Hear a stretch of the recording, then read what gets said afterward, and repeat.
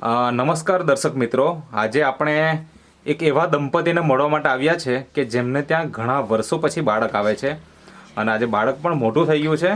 તો આજે કહેવાય ને કે નિઃસંતાન દંપતીની સંખ્યાઓ આજે દિન પ્રતિદિન વધતી જ જાય છે અને એમાં ઘણા બધા કારણો છે સંતાન પ્રાપ્તિ ન થવા પાછળના, જેમ કે હવા, પાણી અને ખોરાક એ પહેલાંનો જેવો રહ્યો નથી અને એના કારણે આજે ગામમાં પણ આવા પ્રોબ્લેમો વધી રહ્યા છે. બરાબર.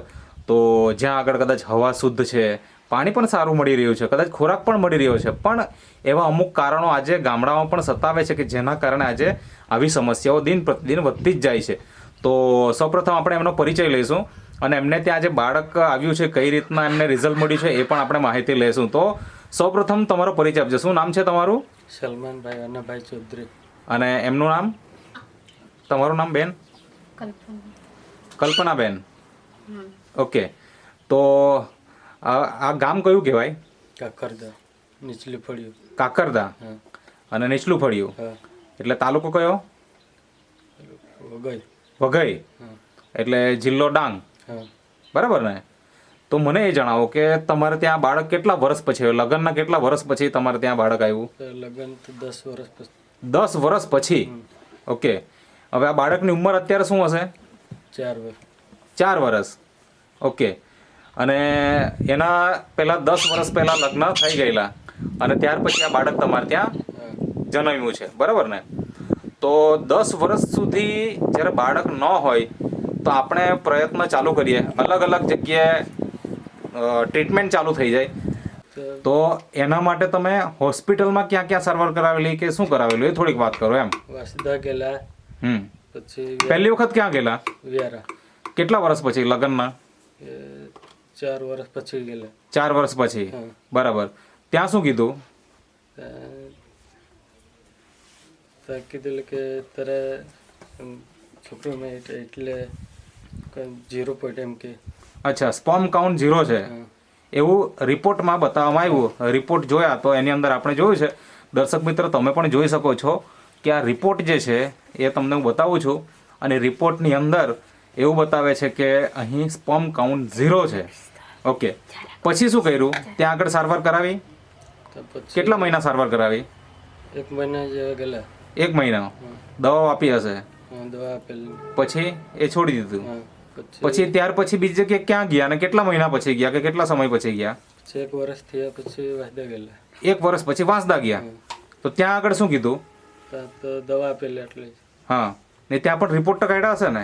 રિપોર્ટ કાઢેલા. ત્યાં શું કીધું? આ જ કીધું કે જે વ્યારામાં કીધેલું તે જ સ્પર્મ કાઉન્ટ ઓછા છે. તો મિત્રો તમે આ બીજો રિપોર્ટ પણ જોઈ શકો છો કે જેની અંદર પણ એવું બતાવે છે કે સ્પર્મ કાઉન્ટ 0 છે.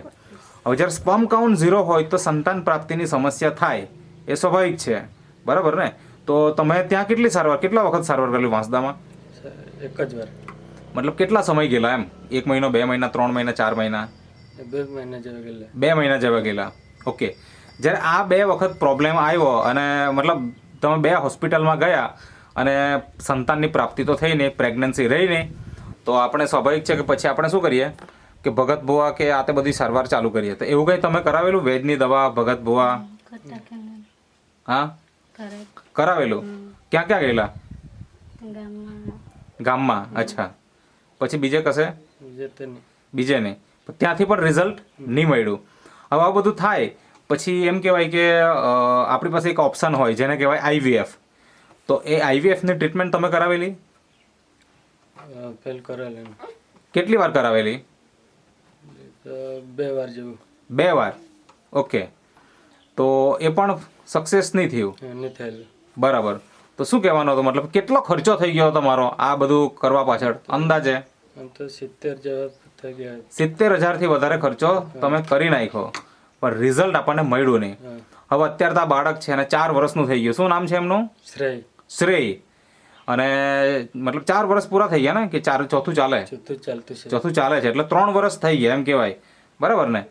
તો આ જે બાળક તમારા ખોડામાં છે, મતલબ આ તમારી મિસિસના ખોડામાં છે, એનો જન્મ કેવી રીતના થયો? મતલબ આટલા પ્રોબ્લેમ હોવા છતાં સ્પર્મ કાઉન્ટ 0 હોય તો શક્યતા જ નથી રહેતી એકચ્યુઅલી આમ જોવા જઈએ તો. પણ તમારે ત્યાં તો બાળક છે તો એ શું થયું? મતલબ શું વાપર્યું તમે?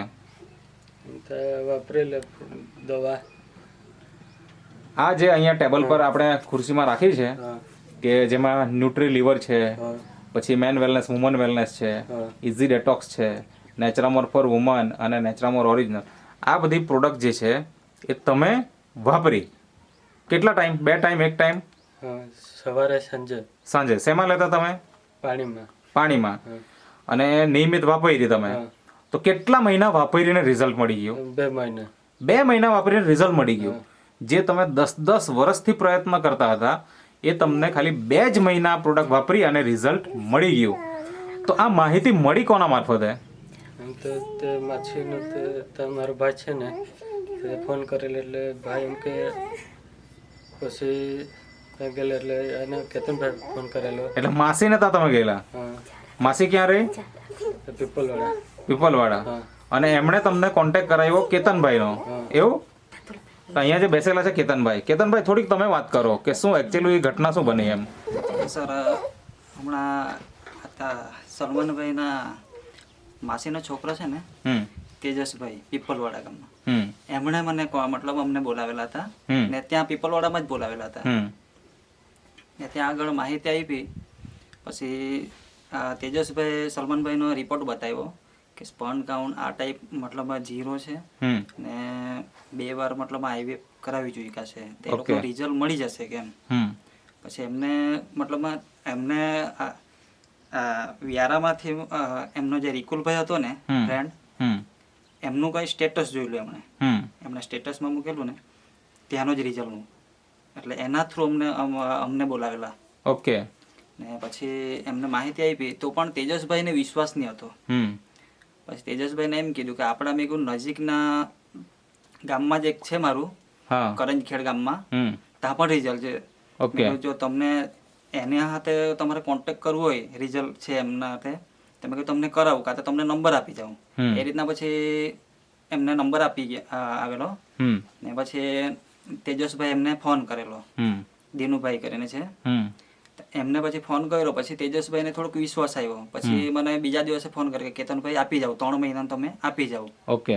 3 મહિનાનું આપ્યું ને જ્યારે સલમાનભાઈને મતલબ આપવા ગયો ત્યારે એમને એમ કીધું કે 3 મહિનાનું આપણે યુઝ કરીએ, પછી તમારે એકવાર આપણે મેં કહ્યું જો રિઝલ્ટ નહીં આવે તો આપણે એકવાર રિપોર્ટ પાછો કરાવી લેવું એમ, એટલે થોડુંક તમને મતલબ રિપોર્ટમાં તમને ખબર પડે આપણે પૈસા થોડો ઘણો ફરક પડે એટલે એ લોકો તમને વિશ્વાસ આવે એમ. એટલે એ રીતનું મેં એમને સલમાનભાઈને કીધું ને સલમાનભાઈ પાછા થોડું ડીમ બોલે એમ, એટલે મેં એમને એમ કીધું કે જો તમારે મેં કેવું એકલા જવાનું એવું પેલું એ જેવું ડર જેવો લાગતો હોય તો હાથે જોઈએ તો રિપોર્ટ કરાવવાનો ત્યારે મેં આવો એમ. પણ મેં કહ્યું અઠવાડિયાનું જેવું બાકી હોય ને ત્યારે મેં કીધું મને કહેજો એમ, ત્યારે મેં કહ્યું આપણે રિપોર્ટ કરાવી લેવું એમ. એમણે પછી 2.5 મહિનાનું જેવું નહીં 2 મહિના જેવું પૂરું થયું એટલે એમણે મને ફોન કર્યો સલમાનભાઈ કે આપણું કમ્પ્લીટ થઈ ગયું એમ. એટલે મેં વિચાર કર્યો કે કમ્પ્લીટ, મેં કહ્યું રિપોર્ટ કમ્પ્લીટ થઈ ગયો કે પછી રિઝલ્ટ આવ્યું, મેં કન્ફ્યુઝ થઈ ગયો. બરાબર. પછી મેં સલમાનભાઈને મેં કીધું કેવું એમ કમ્પ્લીટ રિપોર્ટ કાં કરાવ્યો એમ. મેં કીધું તમે તો મેં કીધું મને રિપોર્ટ માટે ફોન નહીં કર્યો તો કાં કરાવ્યો એમ. અચ્છા. તો અમે જાતે જ કર્યું તો આજુ પાછું મને ઓર પેલું એ થઈ ગયું એમ. પછી એ કહે કે મારું કમ્પ્લીટ જ થઈ ગયું એમ, અમે કિટમાં ચેક કર્યું એમ કીધું. ઓકે. એટલે પછી મેં સલમાનભાઈને શું કીધું કે મેં કીધું સલમાનભાઈ મેં કીધું તમે જાતે કર્યું એટલે મેં કીધું મને વિશ્વાસ નહીં મળે. મેં કીધું એકવાર મેં કહ્યું હોસ્પિટલમાં મેં કહ્યું કાં તો કોઈ પીએચસી પર જાય ને ત્યાં પછી મેં કહ્યું મને કન્ફર્મ કહેવાય એમ. પછી સલમાનભાઈ કઈ બડ્ડીપાડા કઈ ગયેલા હતા, બડ્ડીપાડા જ ને, ત્યાં આગળ ગયા ને એ લોકો પછી રિપોર્ટ પેલું કરાવ્યું એટલે તેમાં કન્ફર્મ થઈ ગયું. પછી એમણે પછી મારા સામેથી મતલબ ફોન કર્યો ને કન્ફર્મ છે એમ. ઓકે. બાકી શરૂઆતમાં તો મને પણ વિશ્વાસ નહીં હતો. બરાબર. કેમ કે એના રિપોર્ટ મેં જોયેલા હતા. બરાબર છે. ઓકે. તો આજે આપણે જોયું તો કે તમારે ત્યાં રિઝલ્ટ આવી ગયું, આ બાળક છે શ્રેય નામ ને? શ્રેય. હા. તો હવે મને એ જણાવો કે પહેલી વખત જ્યારે લીધેલ ત્યારે વિશ્વાસ હતો ખરો કે? વિશ્વાસ હતો ને. હતો. કોની પાસે વિશ્વાસ હતો? આ પ્રોડક્ટ ઉપર કે જે આપવાનો જે આપવા આવેલો એના ઉપર વિશ્વાસ હતો? દવા પર વિશ્વાસ હતો. અચ્છા. હવે આ તો કોઈ દવા નથી પ્રેગ્નન્સી માટેની, આ એક કહેવાય કે ફૂડ સપ્લિમેન્ટ કહી શકાય, ન્યુટ્રાસ્યુટિકલ કહી શકાય, કે જેના માધ્યમથી આજે ઘણા બધા લોકોને તમારા જેવા રિઝલ્ટો મળ્યા છે. તો એમ કહેવાય કે ભાઈ જ્યાં આગળ દવાઓ ફેલ થઈ છે અને સારવારો કરાવી છે અનેક, અને IVF પણ કરાવ્યું છે 2 વખત, અને ત્યારે પણ રિઝલ્ટ નથી મળ્યું ને એવા દંપતીને રિઝલ્ટ આવ્યું છે. તો તમે આજે એકદમ ખુશ, ખુશ. બરાબર ને? અને જો કોઈ મિત્ર તમને કોન્ટેક્ટ કરવા માંગતો હોય, કોઈ એવા દંપતી છે કે જેમને પણ સંતાન પ્રાપ્તિની ઈચ્છા હોય અને એ લોકો તમારો કોન્ટેક્ટ કરવા માંગતો હોય તો કરી શકે. એના માટે તમારો કોન્ટેક્ટ નંબર આપો. 92 74 26 12 92 94 26 12 91, બરાબર ને? હા. હા. અને કેતનભાઈ તમારો પણ કોન્ટેક્ટ નંબર આપો, જેથી કોઈ તમારો કોન્ટેક્ટ કરવો હોય તો કરી શકે. મારો નંબર છે 63 63 55 55 43 43 73 75. 73 75. હા. ઓકે. તો તમે ક્યાં ક્યાં આ વસ્તુ પહોંચાડી શકો છો? સર એ તો ઇન્ડિયામાં કોઈ પણ જગ્યાએ મતલબમાં તમે ક્યાં ક્યાં પહોંચાડી છે અત્યાર સુધીમાં? હમણાં સર અમરેલી ને એ બાજુ બધે જ, મહેસાણા છે, હમ. પછી મહારાષ્ટ્રમાં છે, મુંબઈ બાજુ પણ પહોંચાડી છે. અચ્છા. હા. ઓકે. મતલબ કે તમે આ બધા જ દેશમાં ખૂણે ખૂણે પહોંચાડી શકો છો. બંગાળમાં પણ સર મોકલેલી છે. વેસ્ટ બંગાળ સુધી પણ તમે મોકલાવી છે. હા સર. ઓકે. તો દર્શક મિત્રો, જો કોઈને આવી સમસ્યા હોય, તમારા ઘરમાં ન હોય પણ કોઈને હોય, તો આ વિડીયો જરૂર શેર કરજો. કારણ કે આપણું એક શેર, જ્યારે કોઈને વિડીયો શેર કરશું તો એ એક શેર કોઈકની જિંદગી બનાવી શકે છે. જેમ અમને કોઈકનું સ્ટેટસ જોયું અને ત્યાંથી અમને રિઝલ્ટ મળ્યું, તો એવી રીતના તમે પણ કોઈની ખુશીમાં ભાગીદાર બની શકો છો. તો આ વધારેમાં વધારે લોકોને શેર કરો, જેથી આપણા સમાજની અંદર એવા કોઈ પણ દંપતી હોય કે જેને આજે પ્રેગ્નન્સીની ઇસ્યુ છે, તેવા દરેક દંપતીને રિઝલ્ટ મળે અને એમના આશીર્વાદ તમને મળે, એવી શુભકામના સાથે આજનો વિડીયો અહીંયા આપણે પૂર્ણ કરીએ છીએ. તમે ઇન્ટરવ્યૂ આપ્યો તે બદલ તમારો ખૂબ ખૂબ આભાર.